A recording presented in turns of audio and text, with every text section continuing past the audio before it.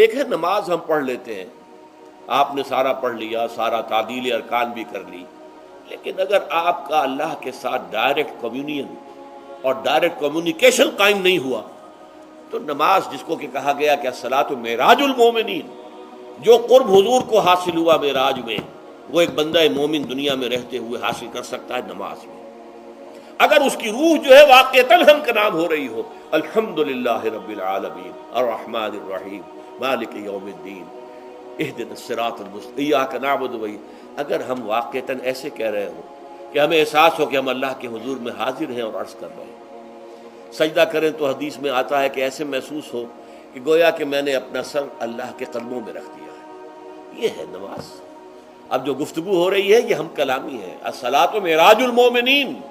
اہل ایمان کے حق میں یہ نماز جو ہے یہ معراج کے درجے میں، لیکن یہ نماز کیسے نصیب ہوگی اگر روح سوئی ہوئی ہے، دبی ہوئی ہے، پسی ہوئی ہے، مزمحل ہے یا مردہ ہے؟ یہ نماز کیسے حاصل ہوگی؟ چاہے آپ پانچوں وقت کی نماز پڑھ رہے ہوں، چاہے آپ نے ہیبٹ بنا لیا ہو نماز کو، چاہے خوش بھی ہو گیا ہو، لیکن یہ کہ جب تک وہ روح بیدار نہ ہو، جب تک ہم کلامی نہ ہو، افلاق سے آتا ہے نالوں کا جواب آخر، اٹھتے ہیں حجاب آخر، کرتے ہیں خطاب آخر، جب تک یہ نہ ہو، جیسے کہ میں ایک حدیث قدسی انشاءاللہ آج سناؤں گا سورہ فاتحہ کے ضمن میں، کہ اللہ تعالیٰ کے سامنے جب کھڑا ہو کر انسان جب کہتا انی وجہت وجہی للذی فطر السماوات والارض حنیفا، دائیں بائیں سے بالکل اپنا تعلق کاٹ کر میں نے اپنا رخ کر لیا ہے اس اللہ کی طرف جس نے آسمانوں اور زمین کو پیدا کیا۔ اب یہ توجہ وجہ تو اگر یہ تو ہے چہرہ تو ہم نے کر دیا خانہ کعبہ کی طرف، اندر سے ہماری روح متوجہ نہیں ہوئی، وہ سوئی پڑی، اسے پتہ ہی کچھ نہیں کہ کیا ہو رہا ہے، تو اس صورت میں وہ کیا ہے؟ ظاہری بات تو پوری ہو گئی، نماز کا ثواب ہو جائے گا، فرض کی ادائیگی کا ثواب مل جائے گا، لیکن وہ اصل نماز تو حاصل نہیں ہوتی۔ یہ ہے وہ بات کہ وَإِذَا سَأَلَكَ عِبَادِي عَنِّي فَإِنِّي قَرِيبٌ، اے نبی جب میرے بندوں کی روحیں بیدار ہو جائیں، توانا ہو جائیں، حیات تازہ سے وہ ہم کنار ہو جائیں، اور پھر وہ میرے بارے میں پوچھیں، وہ میرا تقرب حاصل کرنا چاہتے ہیں، تو آپ سے پوچھیں تو کہیے میں قریب ہی ہوں، اجیب دعوت الداع اذا دعان، یہ ہے وہ دعا، میں ہر پکارنے والے کی پکار، ہر دعا کرنے والے کی دعا کو سنتا ہوں، قبول کرتا ہوں، جواب دیتا ہوں جہاں کہیں بھی مجھے پکارے، اذا دعان۔ اس میں در حقیقت وہ مفہوم آ گیا ہے there and then where ever، آپ اپنے گھر میں ہو کر پکاریں اللہ کو، آپ بستر پر لیٹے ہوئے پکاریں اللہ کو، الذین یذکرون اللہ قیاما وقعودا وعلی جنوبہم، ہاں ٹھیک ہے بعض مقامات بعض اوقات قبول دعا کے لیے زیادہ سازگار ہے،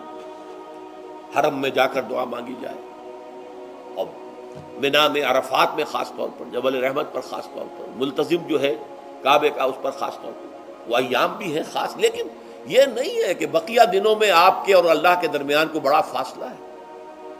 یہ سارا دنیا میں مشرکانہ نظاموں نے تصور پیدا کیا، اللہ تو دور ہے دور ہے دور ہے دور ہے، پاک ہے پاک ہے پاک، تم ناپاک ہو ناپاک ہو ناپاک ہو، اور تم تو بڑی پستی میں پڑے ہو، تم اللہ سے براہ راست ہم کلام نہیں ہو سکتے۔ کوئی درمیانی چاہیے، کوئی لنکس چاہیے،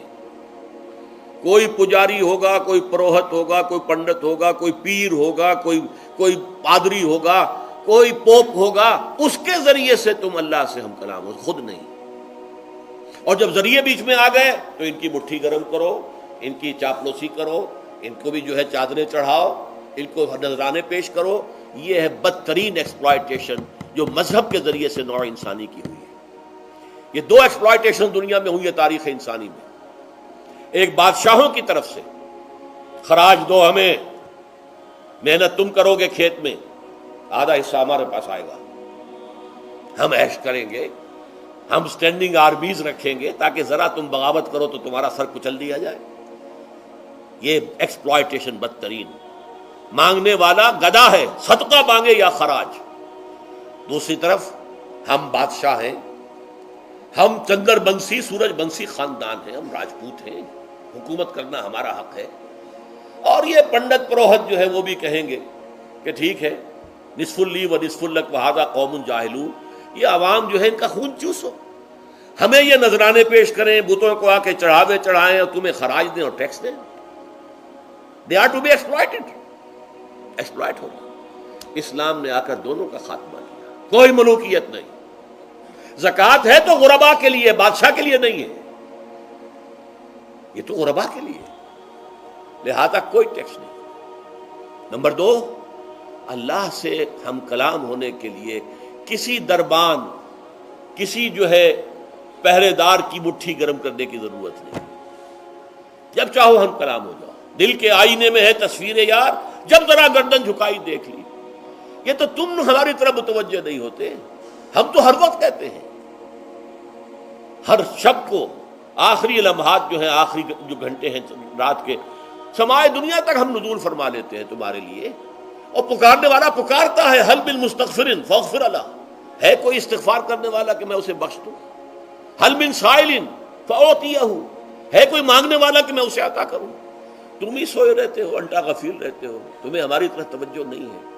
اگر ہماری طرف متوجہ ہو جاؤ تو جیسے کہ اقبال نے کہا کہ میرے لیے یہ دربان جو ہے، پیران کلیسا کو کلیسا سے اٹھا دو، کیوں خالق و مخلوق میں حائل رہے پردے،